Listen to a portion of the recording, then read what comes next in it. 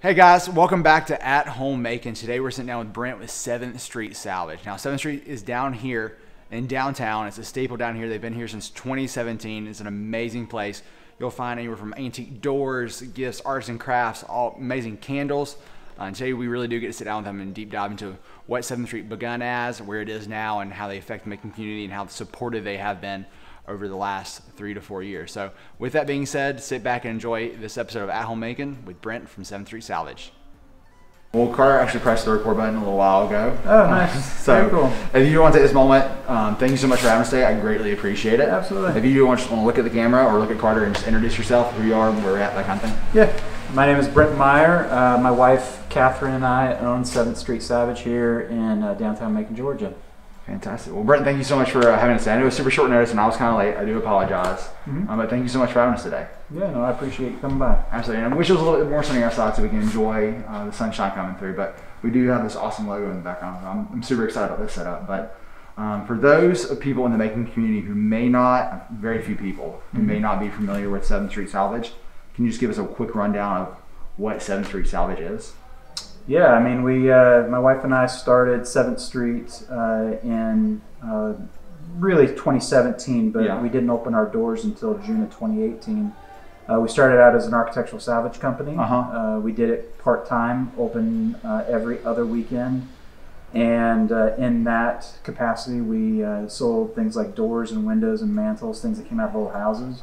We specialize in houses that were built originally between 1880 and 1930, and we really advocate that houses remain standing, but in the events that they can't, either because of fire damage, redevelopment, or a variety of other reasons, and they are going to come down, then we step in and try to get what we can so that way those pieces live on. So we did that from June of 2018 up until now. In the beginning of 2019, we started doing markets down at our warehouse location. That involved having artisans and makers come. We did markets 2 or 3 times a year. And what we found during those markets was there was a very big opportunity for local artisans to put things out. And markets aren't a new thing. I mean, they've been around for decades. But we really wanted to combine those artisans and makers that took old things or really used their skills that kind of exemplified what made them unique, and we coupled that with doing it around our warehouse where people could also shop those events. And so those were successful, and at those markets we started to really develop the idea of our 2nd Street store downtown, which is more of a gift store, home decor store. But it was almost that idea of kind of having those markets that we had down at the warehouse, but have them on a daily basis in a brick and mortar store. Also during that time, my wife and I had started toying around with the idea of creating something, and what spawned from those discussions were candles. And it's not something that we ever thought we were going to get into. What wasn't when you were born a candle maker? You think you absolutely not? No. My wife is extremely talented and does a lot of things that involve not just artisan-based aspects of work, but she's a creator. She's an innovator. She's extremely creative. And I've got my areas of creativity, and together we just started kind of putting our heads, into a direction of, well, let's do something. And so she thought up of the idea of candles, and I started talking about this idea of, well, we have all this scrap wood from our salvage projects that are not big enough to use for custom builds or for people's projects. So we actually turned those scrap pieces of wood into candle lids. Wow. And so that was real fun. But, part of our approach with our candle company is that we believe in things like sustainability. We believe in things like using local sources, even if some things come from, outside the United States, still using local sources to source those materials, to support either our local economy or just our nationwide economy. And so it was to find that piece, that niche, in something that kind of differentiated us. Now, a lot of people ask us, they're like, how did a salvage company create a candle company and then have a gift shop and all this other stuff?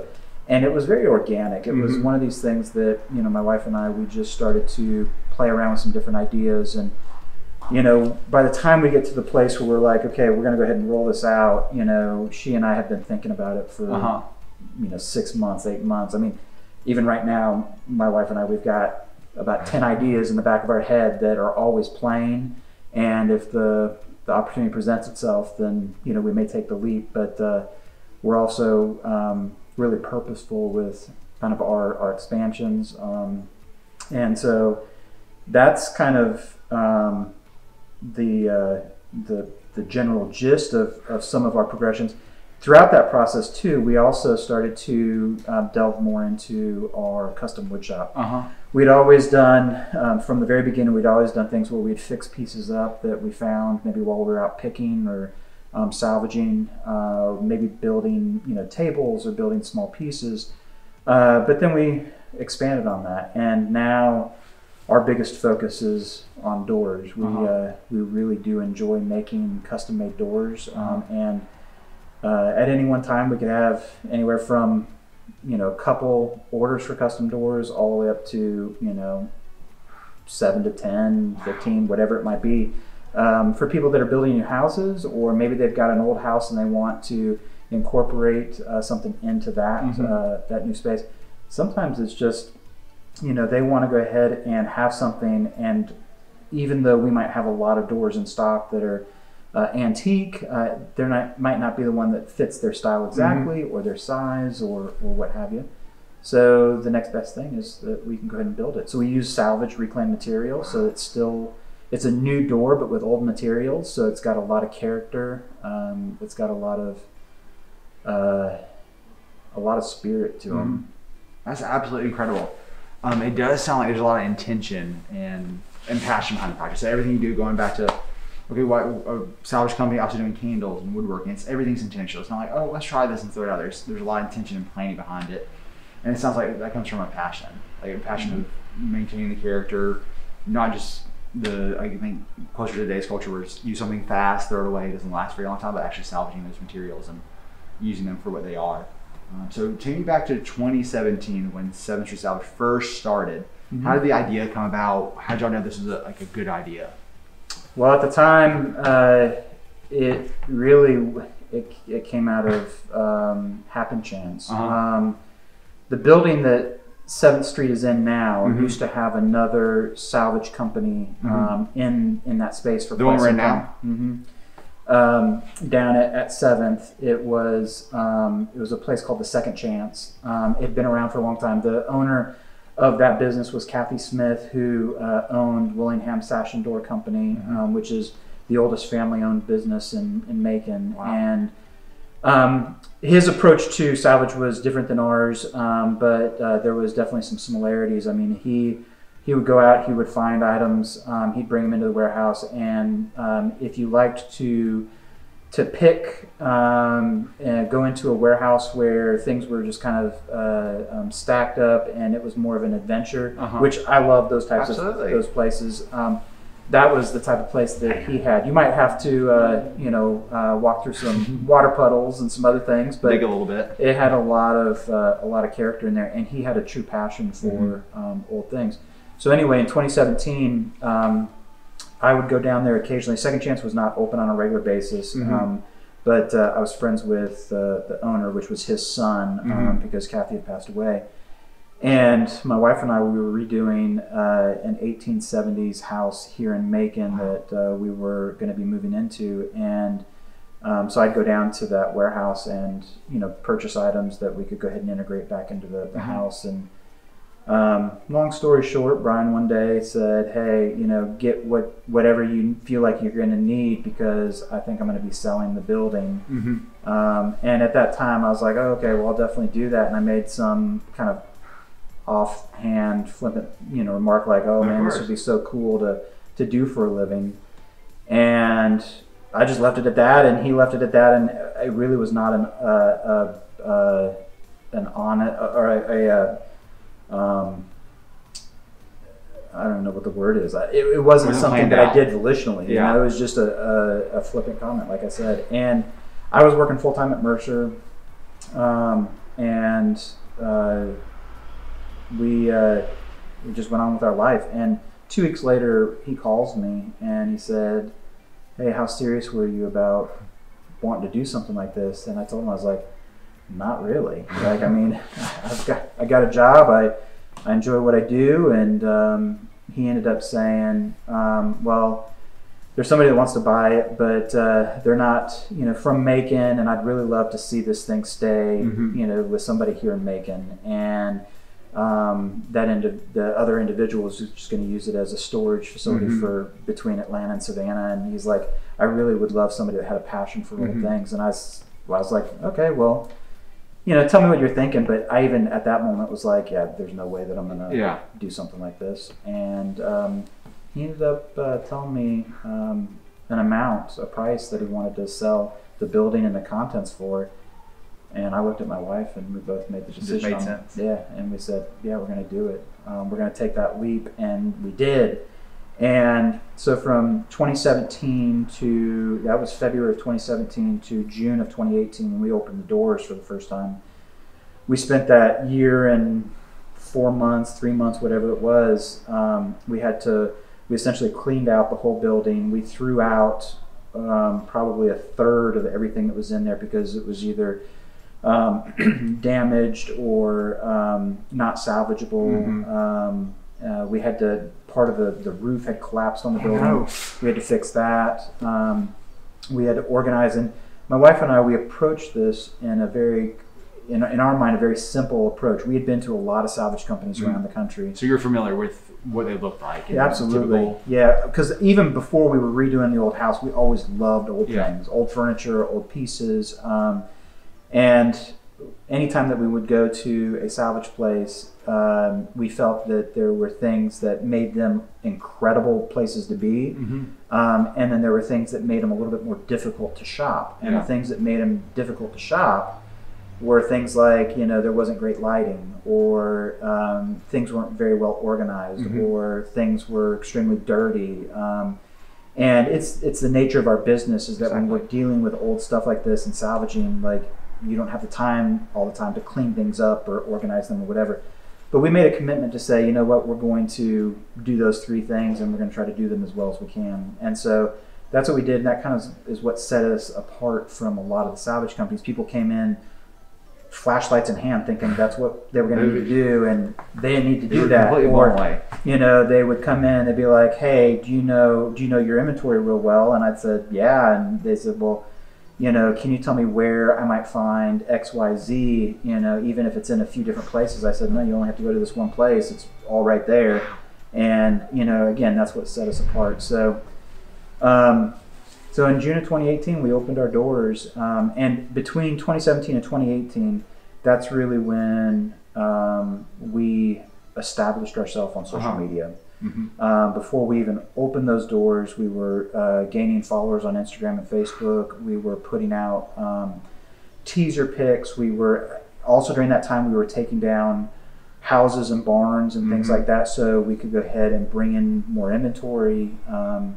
And people, I mean, they loved it. They went on the journey with us. And by the time we opened our doors, we had a couple thousand followers. And the first day that we were open, I mean, we had people coming from all over to shop with us. And that's been one of the things that we've noticed has been really consistent, even with some of the weirdness of COVID and changing our style and our structure up a little bit, is that especially on the weekends that we're open, the majority of our customers are coming in to our store, and they're not even from the state of Georgia.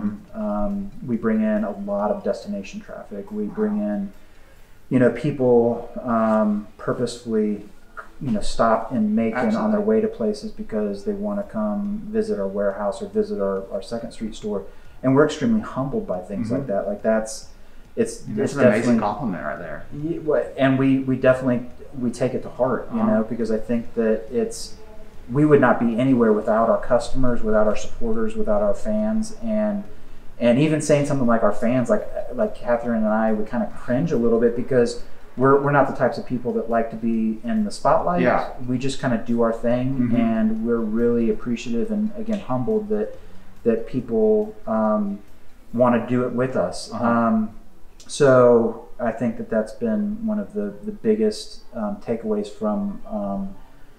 from this, is that we've noticed that we've been able to kind of do what we are passionate about and keep growing it in these different areas, and people just they stay on the journey with us, and we kind of jokingly say, we're kind of a train, and if you want to jump on board and enjoy the ride, come on, because we'd love to take you along with us. Absolutely. So that's been really good. So that's kind of I don't know, quick That's fantastic. Summary of things that have happened. Absolutely. What I do want to comment on is, it seems like there's so much passion behind it. Like you truly are passionate about like old things and the community, and really just having an authentic personality and showing off the true self of what 7th Street Salvage is. And one thing I do want to ask you about, and it's more of your personal ideas, or so I'm trying to the right way to phrase this.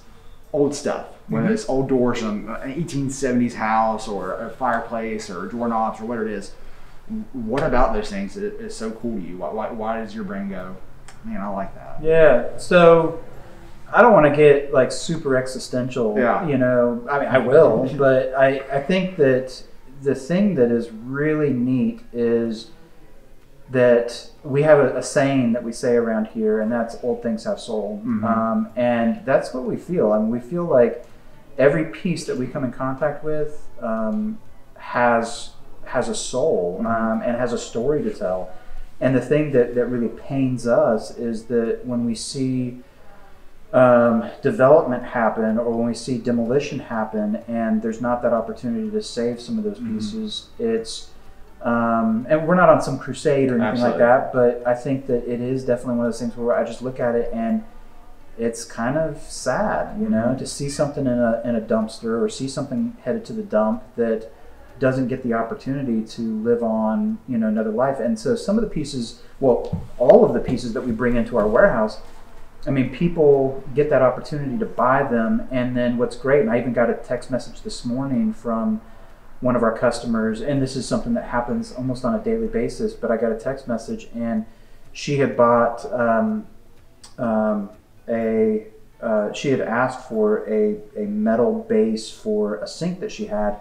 And it just happened to be that I was out salvaging and ran across one in a house, and I ended up picking it up. And normally that wouldn't be something that I would pick up. It's because real estate in our warehouse is highly coveted, because there's we have so many things. But I knew, I was like, you know what? I've got a customer that is interested in it. I shot her some pictures, and she said, oh, absolutely. And it was rusted and dilapidated and all kinds of stuff, and she sent me a picture this morning, and it looks brand new. Wow. And see, in my head, I sit there and I think about the idea of, okay, so I don't know what would have happened to that sink, had I not picked it up. I mean, someone else may have picked it up, someone else, or whatever. Everything. It could have been in the dump, it could have been somebody else redid it, like I don't know, but I ended up having a part in that sink's life, and it got a makeover, and my brain kind of tells me in that existential way that sink is now feeling really good about itself, and is happy to have a new life. And so we think about a lot of stuff. I mean, even in the background here, this countertop right here was a general store, or a hardware counter that came out of a hardware store in Pembroke, Georgia. And we ended up getting actually 2 counters out of that hardware store. And I just kind of imagine, the number of people that have come up to this counter over the last 120 or 130 years that it's been in existence, and how many people have like put, you know, a sack of nuts and bolts on there, or, you know, they bought some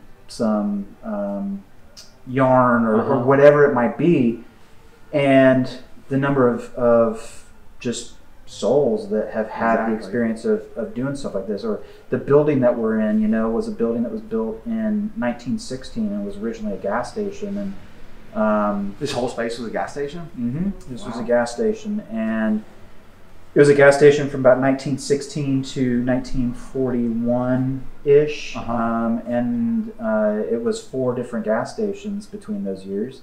It was a Shell station, a Sinclair station, a Gulf station, and a Standard Oil station. And from 1941 to 1954, it was a battery store for automobiles. So people coming in and having issues with their batteries, and they'd come and take care of you. From 54 to 83, and I might be wrong on some of these dates, but approximately in 1983, it was Slaughter Tire Company. So this is where you'd come to get your tires done. And from 83 to the 90s, it was a combination of a couple of different things. It was an auto upholstery business. It was another automotive company. And then from the mid-90s up until right before we bought it, it was a used car center, so sales lot. And so, you know, it's always been in the automotive industry, and you know, I think that it's got a lot of soul, and so I think that being able to push that, you know, and having our customers come in here and being able to experience that soul is a big thing. So, and we kind of put that in every other part of it. So not just our downtown store, but like in our candles, you know, the names that we come up with our candles. You know, again, my wife is extremely creative, and, you know, she designs all the scent profiles for the candles. She everything. Jack of all trades. Well, I wish we could do everything, and we could do everything really well. We do a few things, and we try to do them as well as we can.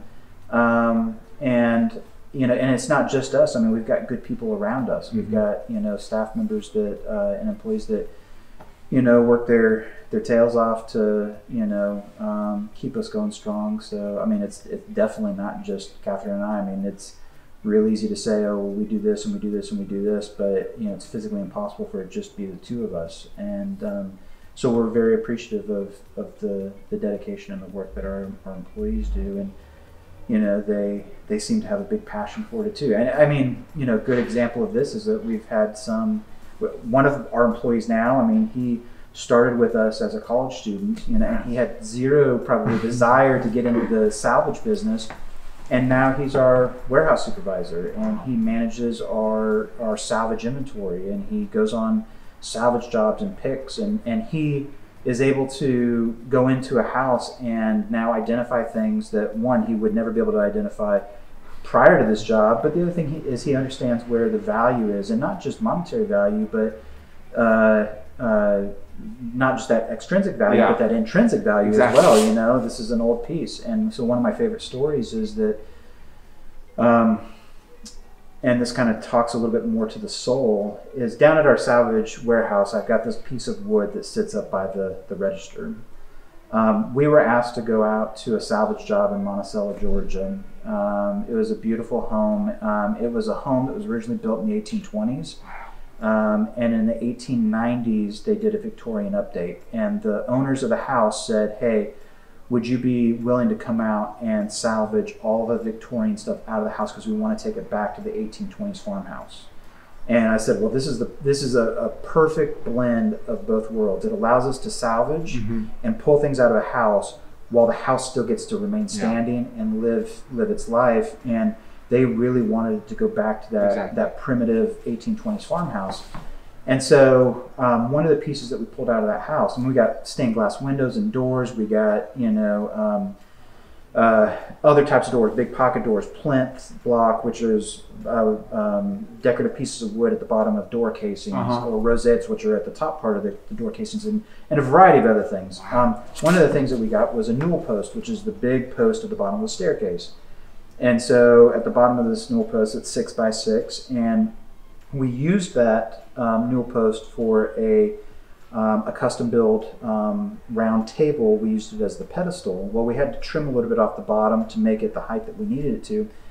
And so we're left with this piece of wood that's maybe about 1.5 inches thick and maybe a little bit smaller, but it's this 6x6 piece. And this newel post was made out of the heart of the tree, and it was a big pine tree. So from the center, where you can see the heart of the tree, all the way to one of the edges, it's about 140, 150, maybe 160 rings to that corner. And again, we're talking about a 6x6 piece of wood, so extremely dense heart pine. And I imagine that piece of that tree was probably 20 inches, 24 inches, maybe even bigger than that. So I imagine how many more rings it took to get all the way to the edge of the tree. Absolutely. And I mean, it would be conceivable to say that tree was probably 350, 400 years old at the time of its milling. So you think about that, and and this blows customers' mind when I say this. It blows my mind when I think about it.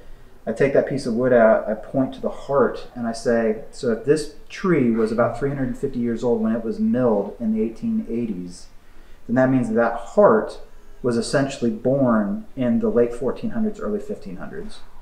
And what's even crazier is that when we cut that piece of wood, the center of the tree, the center of the newel post was still wet with sap, which means that we've got something that's 450, 500 years old, and it still has wet sap in it. Wow. And so that's what I'm talking about in regards to soul, is that this stuff has a lot of soul. And I think that even looking at like where we're at right now in our Second Street gift store, is that the things that artisans and makers bring to the table is a lot of soul.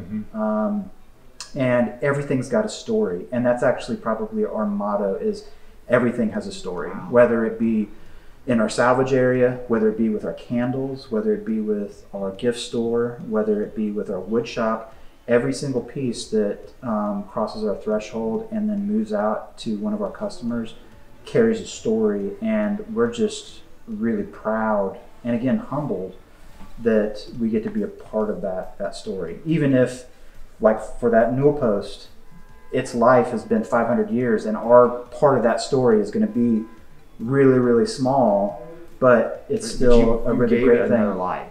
Instead of it being thrown away or whatever the potential salvage value in Monticello was, y'all took this post and gave it a brand new life, and now it's going to sit in someone's kitchen or someone's breakfast area for the next who knows how long, and it's just going to.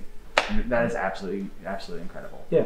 So I do want to talk about this a little bit. Y'all do have the Central City Park location, the warehouse, and then you have this location. So what kind of clientele do y'all bring in? So if someone was, I want to go to 7th Street Salvage, but I don't know what I'm going to find there. Like, what kind of clientele comes in? What services you provide, products, that kind of thing.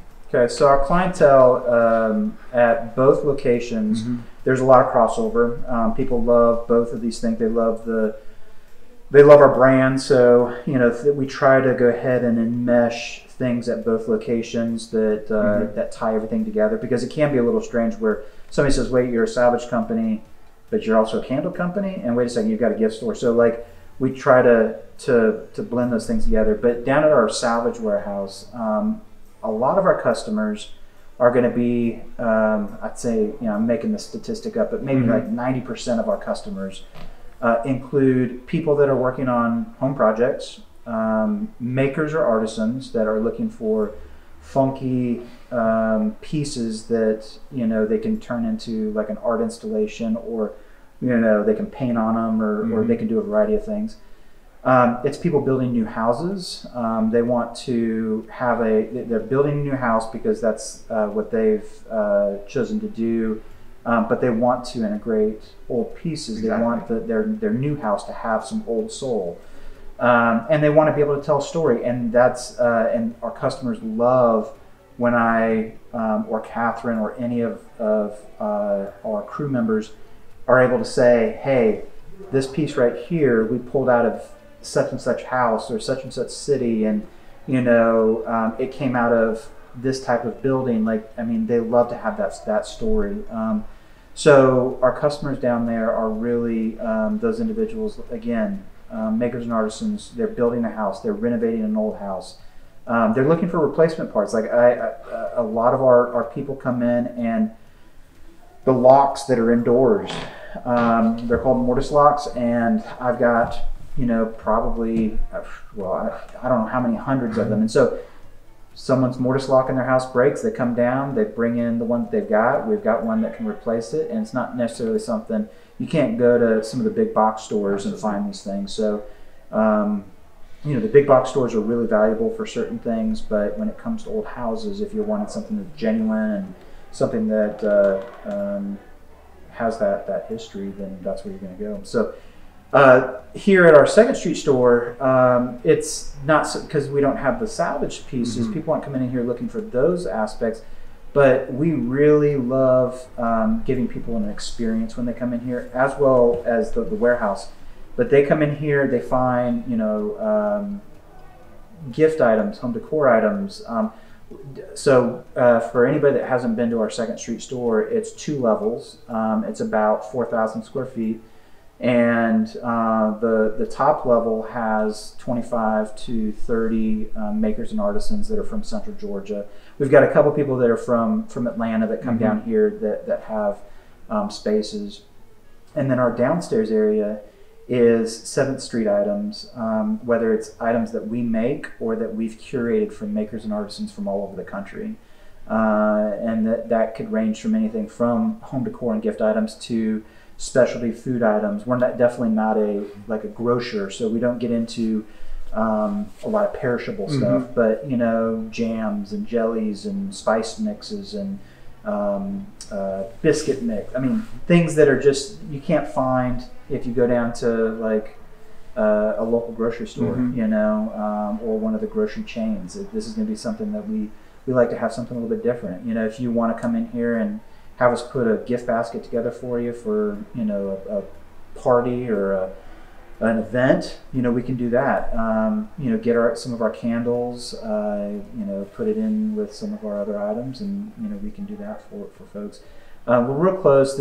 This was more before COVID than it is now, but we're a block and a half away from the medical center, and so people would come in here and they would buy gifts for new mothers and fathers. They would get well items so that they could take it over to those hospital rooms and make somebody put a smile on their face, put a smile on their, making more than I ever even thought I could, because I'm not originally from Macon, but I've been here for about 11 years, and every day I think I love making a little bit more. And the great thing is that when somebody comes in and they say, hey, I'm from Atlanta, I'm from Savannah, I'm from Jacksonville, I'm from Chattanooga, I'm from wherever they might be from, and they say, I'm here because I follow y'all and I wanted to shop with y'all, but what else can I do now that I'm here? It's really fun and again, humbling, and we're proud to say, hey, go eat at these restaurants, or go to these other retail locations, or hey, go visit the National Monument, the Okmulgee Mounds, or go to the Big House, the Allman Brothers. Like we get to tell people Macon is pretty vibrant. Absolutely. And these are some other areas that you can go to experience our soul of the city. Oh, absolutely. What time are we at, Carter? 35. Oh, wow. It goes fast, doesn't it? Yeah. I do want to come. We'll wrap up here shortly. Yeah, it's not. I mean, no one's up here, so that's fine. So 11 years. You've been here for 11 years. How would you describe the Macon community with the transformation or any changes you may think that happened in Macon in the last 11 years? Can you talk about that a little bit? Yeah. So I more or less grew up in the Atlanta area. After graduating high school, I went to Georgia, and so I've been in Georgia a long time. But if you would have asked me back in the 90s, hey, or told me, I guess, hey, you're going to move to Macon one day and you're going to just love it, I would have laughed pretty badly, because I'd come down here for soccer tournaments and for different things. And I mean, and I don't want this to come out the wrong way, but I felt this as a kid, is that Macon just felt grungy. It didn't feel like a place that had a lot of life or vibrancy. And that was from a teenager's perspective. My parents, I don't know, maybe felt a little bit different. But after I left Georgia, I lived in big cities like Chicago. I lived down in Florida, and I found myself moved back in moved to Macon in 2011, and in 2011, it was interesting because I remember somebody telling me, hey, you should go downtown. They've been doing stuff down there. And I didn't know any different. I was like, well, I like downtown areas. I've been in big cities. Let's go down there. And, you know, Cherry Street had a couple places that had, you know, opened up, and, you know, obviously the Rookery was there, mm-hmm. and, you know, some of the older businesses that have been around for a long time. But it wasn't anything too special, exactly. But it was kind of neat. But I also, like I said, I've been in big cities, or in Athens. You know, when I was at Georgia, Athens downtown is vibrant exactly. and alive. And I was like, well, the downtown is kind of big and it's got some potential, but it's not quite there. And so I think that it was, I know people jokingly say, hey, I think I've drank the Macon juice, you know, and I think that that's exactly true. I think a lot of people have jumped on board and said, you know, let's see where this train goes. And I think that the city has invested a lot of time, energy, and money to downtown. I think, you know, places like the medical center and Mercer and some of the big, you know, companies and organizations have said, hey, we're going to invest time and energy and money exactly. in downtown. Residents have come in and revitalized, you know, homes and buildings and businesses, which have really, you know, helped a tremendous amount. And then people started coming back downtown, and so you have the support of the community. And so it's been this really fun evolution to not only witness but be a part of. And, you know, I would have never thought that, you know, downtown Macon would have, you know,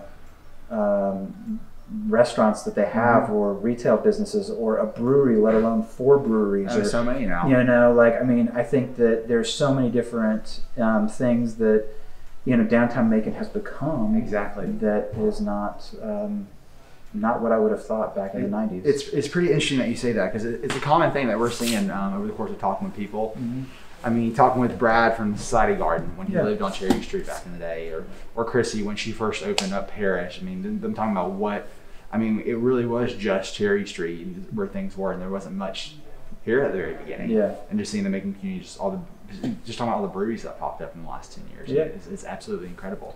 Well, and I think that's the other part that I love about Macon is I love the partnerships that, mm-hmm. you know, are available out there. So you mentioned Brad at Society Garden, is that, you know, we've known Brad and Meg for, you know, some time, and, you know, one day we were sitting there, he mentioned something to me. He said, hey, I think I want to do something with y'all. And I was like, I think we want to do something with y'all as well.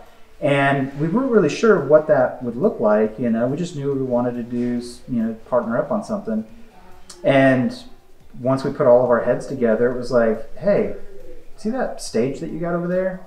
Do you want to do something with that? Because it just right now looks like a deck that yeah. you would put on the back of a house, and, you know, and is that sufficient enough? He's like, absolutely not. Let's go ahead and let's talk more. And through that partnership, you know, we built them their stage. And, you know, I think that that's something that is really great about Macon too, is Macon individuals or groups using other Macon individual groups exactly. to continue just to feed this growth. And I think that through COVID,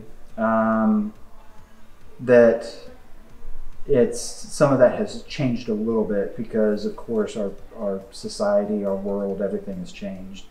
But I think that it's honestly those individuals, those organizations and companies that have tried to evolve while everything around them is evolving, mm-hmm. That I've seen the most success, the most stability, which is really cool to see as mm-hmm. well.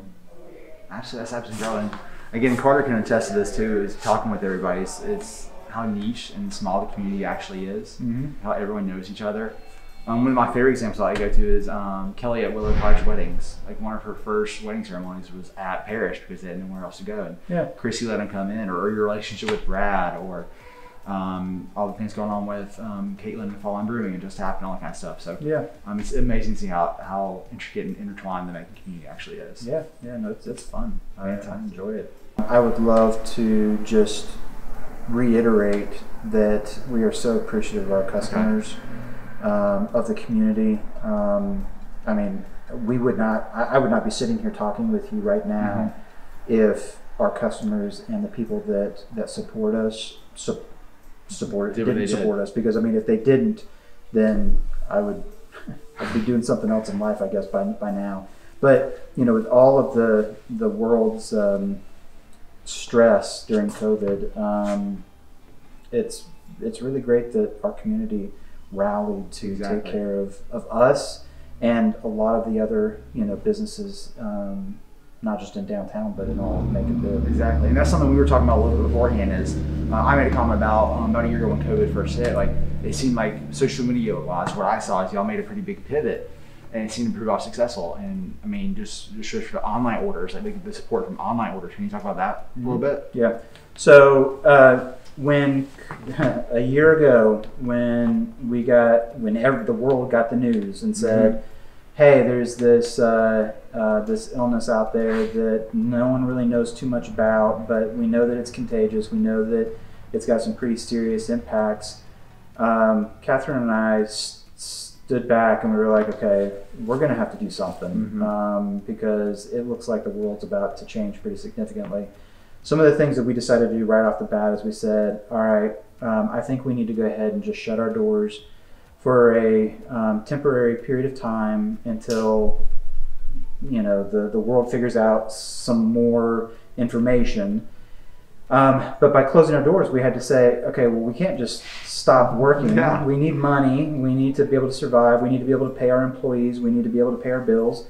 So we said, okay, well, what can we do? And that's when we turned to our social media presence. We currently have, between Facebook and Instagram, about I think it's about 21,000 followers. And so we turned to them and said, "Hey, look, we're going to close our doors, but we're not going to stop selling through social media or online through some of our like Etsy accounts, things like that, or through telephones." I mean, I remember vividly the doors being closed and customers calling and saying, "Hey, look, we love your candles," or "We love this," or "We love this, and we want to go ahead and order some of this stuff. Will you ship?" And I said, "Of course." And they said, "Well, I really wish I could come down there and shop." And I said, "Well, why don't we do this? Or can we FaceTime or do a Zoom call or something like that? Let me walk you through the store." And we did private virtual shopping, events. And, we had, starting in March of last year to current day, it actually was a little bit after December that we hit this milestone, but in those 9 months, we had ended up shipping to all 50 states in the country. And when it was down to the last 2 states, we actually advertised that with people coming in. We said, "Hey, look, we've shipped to every state except for 2. It's Idaho and Hawaii. Those are the only 2 states we have not shipped to." And we had one customer come in and said, "I know people in both of those places. I'm buying something right now, and you're going to ship to both of them." And I was like, "This is awesome." Yeah, I mean, it's super cool. And she did that. We shipped them, and I mean, not that it was a feather in our cap that we shipped to all 50 states, but it really showed the support that was there. And I think in that time, I gave you the number earlier, but I think it's been about 1,500 shipments, during COVID. That's amazing. That we've done. And again, we've got our customers to thank. We've got the people. And we haven't talked a ton about our wood shop, but it's the same thing there. I mean, people ordering pieces that they've got faith in what we do. They see the other pieces that we've made, and they say, "You know what? I know you're going to make it look great, so let's do it." And it just circles back around to this idea of customers. So through social media, through doing stories, through doing our posts. We have a lot of support with Instagram influencers. They love our pieces, and so they take our pieces and they help us advertise. I mean, a lot of times there's companies that pay a lot of money to get people to advertise, and exactly. we're again very humbled that we've got people that are like, if you don't have to pay, that's and we compensate them any way we can, because we still feel that they're providing an invaluable resource. So I think that it's been really great, and I think that COVID has changed a life, and I think that we have stood pretty strong with things like when you're in our stores you wear masks, and that's going to eventually change as the vaccine continues to be given out and people are doing things more healthily, and they are more healthy.